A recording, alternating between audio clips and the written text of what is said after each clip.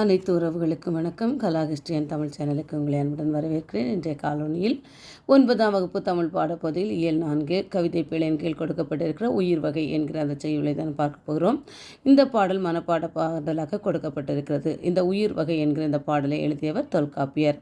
தொல்காப்பியர் எழுதிய நூல் தொல்காப்பியம். இந்த தொல்காப்பியத்தை பற்றி நாம் பார்க்கும்போது தமிழில் கிடைக்கப்பட்ட முதல் இலக்கண நூல் தொல்காப்பியம். இந்த தொல்காப்பியம் என்கிற இந்த நூலை எழுதியவர் தொல்காப்பியர். இந்த தொல்காப்பியம் தான் பிற்காலத்தில் பல இலக்கண நூல்கள் தோன்றுவதற்கு காரணமாக அமைந்த நூல் தொல்காப்பியம். தொல்காப்பியத்தில் எழுத்து, சொல், பொருள் என 3 அதிகாரங்களும் ஒவ்வொரு 3 அதிகாரங்களும் 27 இயல்களும் காணப்படுது. இதில் எழுத்து சொல் என்கிற இந்த முதல் 2 அதிகாரங்களும் மொழி இலக்கணத்தை பற்றி நமக்கு சொல்லுது. பொருள் அதிகாரத்தில் தமிழர்களுடைய அகம்புறம் சார்ந்த வாழ்வியலை சொல்லுது. எழுத்துக்கள் கூடிய பிறக்கக்கூடிய இடத்தை பற்றியும் அது சொல்லுது. அது மட்டும் இல்லை, இந்த தொல்காப்பியத்தில் அறிவியல் கருத்துக்கள் நிறைய கொடுக்கப்பட்டிருக்கிறது. இதை பார்க்குற நேரம் பிற நாட்டு அறிஞர்கள் இந்த தொல்காப்பியத்தை ரொம்ப வியந்து பார்க்குறாங்க. இது ஒரு இலக்கண நூல், ஆனால் இதில் அறிவியல் செய்திகள் இருக்குது, மக்களுடைய வாழ்க்கை முறைகளை பற்றி சொல்லியிருக்காங்க அப்படின்னு சொல்லிட்டு இந்த தொல்காப்பியம் இந்த நூலை பற்றி அறிஞர்கள் ரொம்ப வியந்து பார்க்கக்கூடிய ஒரு நூல் தான் நம்முடைய தமிழர்களுடைய முதல் இலக்கண நூலான தொல்காப்பியம்.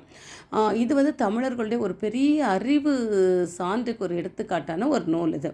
இப்போ இந்த பாடத்தில் எதை பற்றி சொல்லியிருக்காங்கன்னு சொன்னால் உயிரின பகுப்பினை சொல்லியிருக்காங்க. நமக்கு தெரியும், உயிர்களை உயிருள்ளவை உயிரற்றவை நம்ம பகுத்திருக்கிறோம். விலங்குகள் மனிதர்கள்னு பகுத்திருக்கிறோம், ஆண் பெண் என்ன பகுத்திருக்கிறோம். ஆனால் நம்ம சங்க காலத்தில் வாழ்ந்த முன்னோர்கள் உயிரின பகுப்பினை அறிவின் அடிப்படையில் பகுத்திருக்காங்க. நமக்கு தெரியும், ஐம்புலன்கள் நமக்கு தெரியும். ஐம்புலன்கள்னால் நம்ம கண், காது, மூக்கு, நாக்கு, தோல், இதுதான் ஐம்புலன்கள்.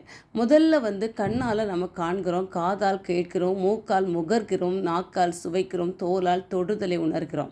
இந்த 5 உணர்வுகள் வாயிலாக மனிதனை ஓரறிவு உயிர்கள், ஈரறிவு உயிர்கள், 3 அறிவு உயிர்கள், 4 அறிவு உயிர்கள், 5 அறிவு உயிர்கள் என்று பாகுபாட்டின்படி நம்முடைய முன்னோர்கள் உயிரின பகுப்பினை பிரித்திருக்காங்க.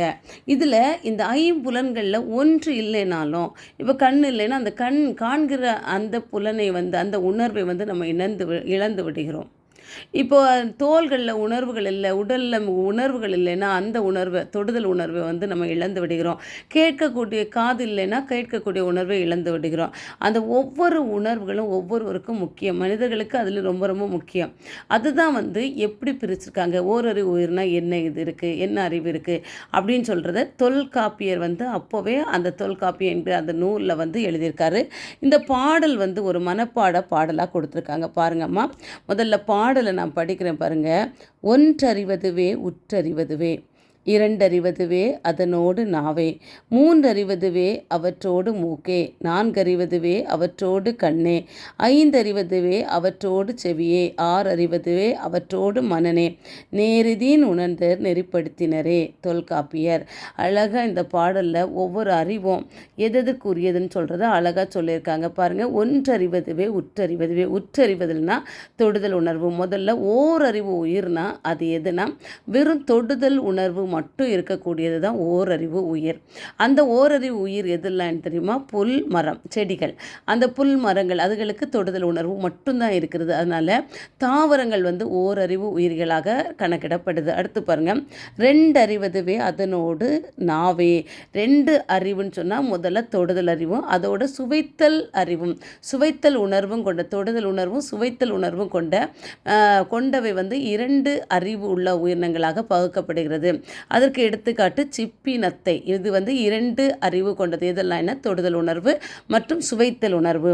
3 அறிவதுவே அவற்றோடு மூக்கை. 3 அறிவு உள்ள உயிரினம் எதுனா தொடுதல் உணர்வு இருக்கும், சுவைத்தல் உணர்வு இருக்கும், அதோடு சேர்த்து முகர்தல் உணர்வு இருக்கக்கூடியது தான் 3 அறிவு உயிரே. அது எதெல்லாம்னா கரையான், எறும்பு, இதெல்லாம் 3 அறிவு உயிரினங்கள். அடுத்து பாருங்கள், 4 அறிவதுவே.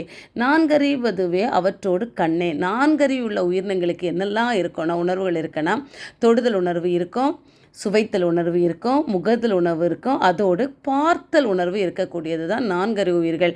அப்படி நான்கறிவு உயிர்கள் இதெல்லாம் நண்டு, தும்பி, இதெல்லாம் நான்கறிவு உயிர்கள். அடுத்து ஐந்தறிவதுவே அவற்றோடு செவியே. 5 அறிவு உயிர்களுக்கு என்னெல்லாம் உணர்வுகள் இருக்குன்னா, முதல்ல இருக்கிறது மாதிரி தொடுதல் உணர்வு இருக்கும், அடுத்து ஒரு சுவைத்தல் உணர்வு இருக்கும், அடுத்து முகர்தல் உணர்வு இருக்கும், பார்த்தல் உணர்வு இருக்கும், அடுத்தது என்ன இருக்குன்னா கேட்டல் உணர்வு இருக்கக்கூடியது 5 அறிவு உயிர்கள். இது எதில்னா பறவைகள், விலங்குகள். அடுத்து 6 அறிவதுவே அதனோடு மனமே. 6 அறிவு தான் மனிதர்களுக்கு இருக்கக்கூடிய 6 அறிவு. எதுனா தொடுதல் உணர்வு இருக்கும், அடுத்தது சுவைத்தல் உணர்வு இருக்கும், முகர்தல் உணர்வு இருக்கும், பேசுதல் உணர்வு காண்கின்ற உணர்வு இருக்கும், பார்க்கின்ற உணர்வு இருக்கும், கேட்கின்ற உணர்வு இருக்கும். அதோடு என்ன இருக்குன்னா எது சரி தவறு என்று பகுத்தறியக்கூடிய பகுத்தறிவு தான் 6ஆவது உணர்வு. அப்போ அந்த 6 அறிவு கொண்ட அந்த மனிதன் யாருன்னா, அந்த 6 உணர்வுகளையும் கொண்டது யாருன்னா மனிதர்கள் தான். அப்போ 6 அறிவு கொண்டவர்கள் மனிதர்கள். நேரிதின் உணர்ந்தோர் நெறிப்படுத்தினரே. இவ்வாறு உயிர்களுடைய பகுப்பை அறிஞர்கள் என்ன செய்திருக்கன்னா நெறிப்படுத்தி, வழிகாட்டி, வகுப்படுத்தி, பகுப்புப்படுத்தி வைத்திருக்கிறார்கள்னு சொல்லி தொல்காப்பியத்தில் இந்த பாடலில் சொல்லப்பட்டிருக்கிறது. அப்போ ஓரறிவு உயிர்கள்னால் தொடுதல் உணர்வு, 2 அறிவு உயிர்கள்னால் தொடுதலோடு சுவைத்தல் உணர்வு, 3 அறிவுனா தொடுதல், சுவைத்தல், முகர்தல், 4 அறிவுனா தொடுதல், சுவைத்தல், முகர்தல், பார்த்தல், 5 அறிவுனா தொடுதல், சுவைத்தல், முகர்தல், பார்த்தல், கேட்டல், 6 அறிவுனா தொடுதல், சுவைத்தல், முகர்தல், பார்த்தல், கேட்டல், சிந்திக்கக்கூடிய ஒரு திறன் கொண்டவர்கள் தான் 6 அறிவு படைத்த மனிதர்கள்னு சொல்லிக்கிட்டு இந்த பாடலில் அழகாக தொல்காப்பியர் சொல்லியிருக்காரு.